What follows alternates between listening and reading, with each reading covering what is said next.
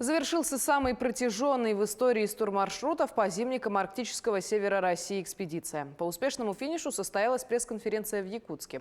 Целью автопоездки является повышение интереса маршрутов через арктические районы Якутии, изучение туристического потенциала Арктики, установление связи с местными муниципалитетами и предпринимателями. Экстремальная экспедиция стартовала 13 марта из столицы республики. Маршрут соединял северные арктические районы Якутии, протяженность которого составила около 5000 километров.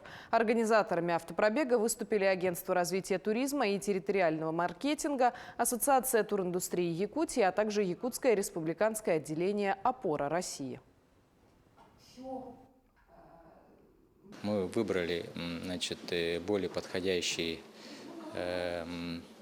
период проведения этой экспедиции, чтобы не было экстремально холодно, ну и не так тепло, как сейчас, вот, допустим, до появления больших наледей. Хотя мы и это захватили, и на обратном пути попадали под лавины и прочее. Но тем не менее мы с успехом все это прошли.